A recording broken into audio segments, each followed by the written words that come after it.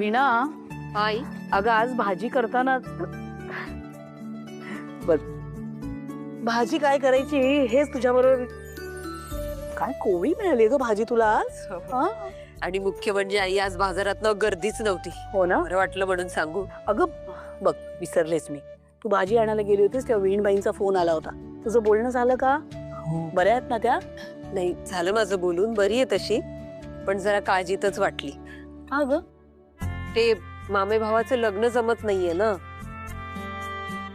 काय तुम्हाला तर माहितीच आहे, हल्ली लग्नाचं वय झालं की सगळे लग्नाविषयी बोलतात, चर्चा करतात, आणि आईला तेवढं कारण पुरेसं आहे. हल्ली सतत डोक्यात तोच विचार असतो तिच्या. पण मला सांग, तुझ्या भावाला नोकरी वगैरे सगळं आहे ना? सगळं व्यवस्थित आहे, आणि त्याचा स्वभाव तर इतका चांगला आहे म्हणून सांगू, पण नात्यात आणि ओळखीत कुठे स्थळच मिळत नाहीये त्याला. अगं पण मग ते मराठी मॅट्रिमोनी ऍपवर का नाही नोंदणी करत? नुसतं जवळच्या माणसांवर अवलंबून राहून चालत नाही ग. खरंच आहे आई, पण आई या सगळ्याचा उपयोग होईल? नक्की होईल. अगं मराठी मॅट्रिमोनी ऍपवर लाखो व्हेरीफाईड प्रोफाईल्स आहेत.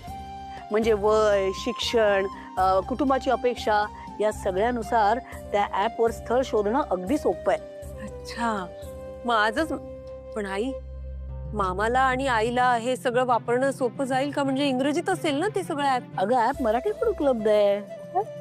तुला मी सांगते, हे ऍप वापरणं अगदी सोपं आहे. गेली 26 वर्ष मराठी मॅट्रिमोनी मॅच मेकिंग साठी अगदी विश्वसनीय ऍप आहे. असं असेल नाही तर आजच मामाला फोन करून सांगते मराठी मॅट्रिमोनी ऍप डाउनलोड करायला. अगदी ताबडतोब सांग. योग्य ठिकाणी प्रयत्न केला ना की मार्ग नक्की सापडतो. खरंच आहे.